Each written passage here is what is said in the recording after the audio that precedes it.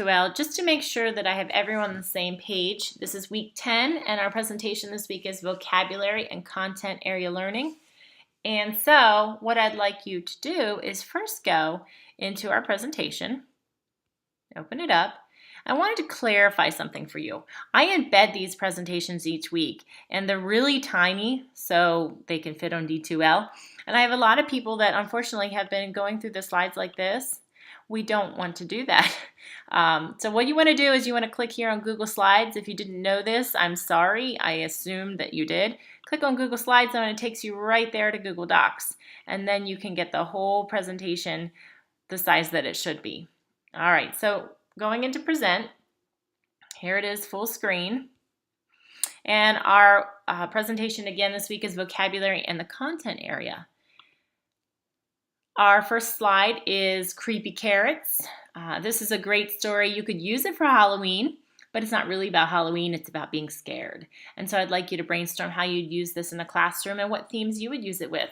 I talk about a vegetable theme, but you could use a theme about being scared. You could use it with Halloween, anything that you'd like.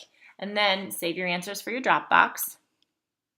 On this slide, click in right here, and that'll take you to a big printout of it if you want to see it in detail.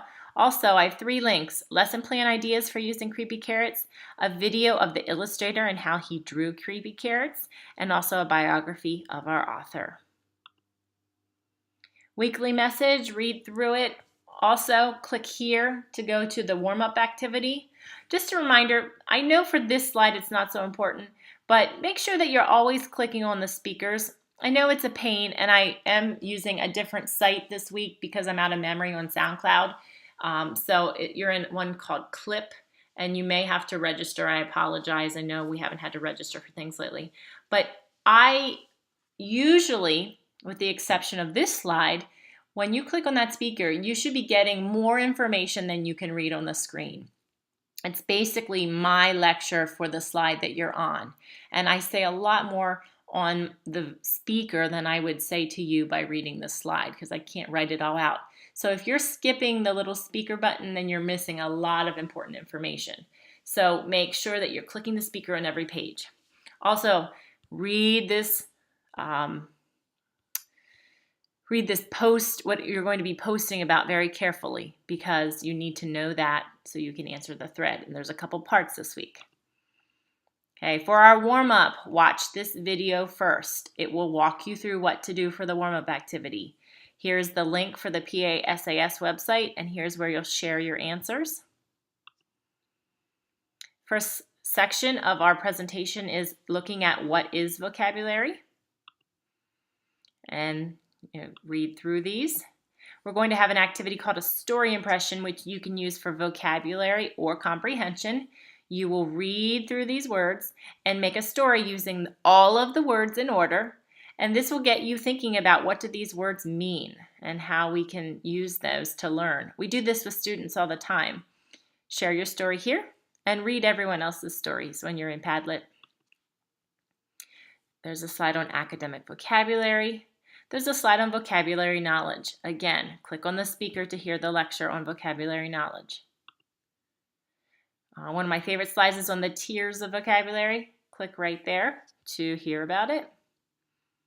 And back to explicit instruction. You thought we were done with the explicit instruction, but we're not, because within vocabulary, there are categories of words we must explicitly teach. Click on the speaker to hear more, and we have 3 videos that are great resources to use with students when you're explicitly teaching some of these. Vocabulary develops in 4 levels. For every word you learn, you go through 4 levels. Click on the speaker to learn more about it. Here is our timeline. Click on the speaker to hear about how students learn vocabulary. Our second part of the presentation is on how to instruct vocabulary. And so we're going to look at the principles that guide instruction. Very important because this is part of your weekly discussion thread. It's the first part, so take notes. Click on your speaker for more information. How do we actively teach boys and girls to learn words? Click on the speaker. This is our vocabulary activity sort. All of these words right here are activities to teach vocabulary in your classroom, click on this graphic. It will take you into Scribd where you can print out this activity. You're going to be matching the pictures at the top to the words at the bottom.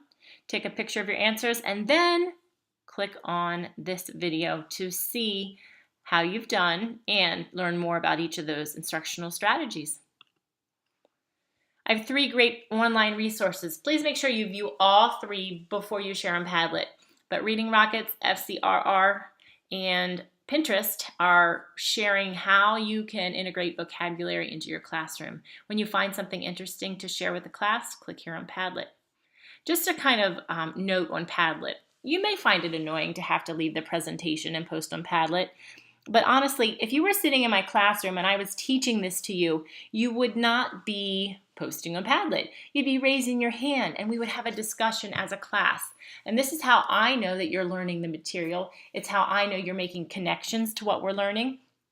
And so since we're online, I still have to make those decisions as your teacher as to what you're learning and what I need to go back and revisit. And that's what I do each week. I go through your Padlet boards and that's how I determine what I'll put in the weekly recap at the end. So I do take your answers seriously. I read every one of them. I go in and I make sure that you have your participation points, but more so I know that you're learning. So really look at all 3 of these before you go into Padlet so you get the most information. All right, our third area of the presentation is content area learning, and this is learning in the area of math, science, social studies, health. Sometimes even writing is considered a content area, and this is how we're going to use literature and themes to teach math, using books to teach science, using books to teach social studies. And so this will kind of go through that information. We'll start with a knowledge rating scale. Click here to open this chart and fill it out. Take a picture of it and put it in the Dropbox. And then pay close attention to these words because I'm going to be going over those words throughout the presentation. This is a vocabulary strategy that you can use with students in your classroom. Then we have a story to read and some questions to ask yourself. I want you to make some connections here to your own life and then share your answers here on Padlet. Learn about what effective teachers of reading and effective teachers in the content area are doing. Click on our speaker.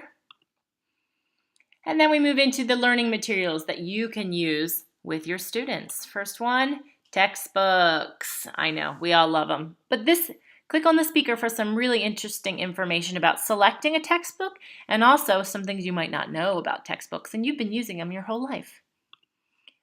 Look at trade books. Benefits of trade books. Again, hit the speaker for more information. How to choose a trade book for your classroom. Click on our speaker. And then again, we have some resources online. And this is a great resource. So on each little book, there are 2 resources. When you're thinking about teaching math using trade books, just think of a math lesson on addition. Before I would do a math lesson on addition, I would find a book that was all about addition. And there's a million of them out there. You'd be so surprised. I would read the story, and then in reading the story, I'd be making personal connections. I'd be motivating the students because most of these are fun picture books. And then we'd be moving on to the actual content of math lesson and then our activities. This link right here will give you book lists for each area of math, what kind of books you can use.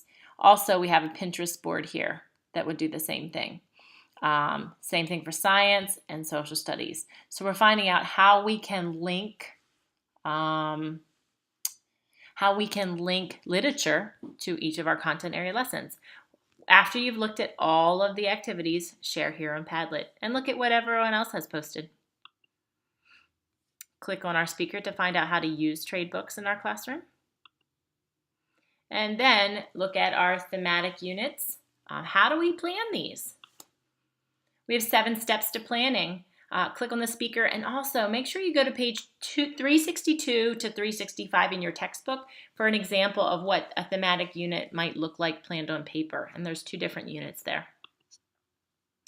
This is a resource slide to show you how to integrate activities. And so we have 5 activities. Click on the speaker, but also know that if you click on the title, it will take you somewhere in the internet, and it will teach you about what that actually is. This has a video so you can see it in action, but each of these are, if you click into them, you'll get to a bigger slide where you can print them or save them or at least see them at a better size. The last part is our curriculum alignment project. At this point, you want to go into D2L, go into our project and rubric folder and print out the curriculum alignment project. Then you're ready to see the video that will go alongside of it. So look at the video for me, and that will walk you through the steps of the project.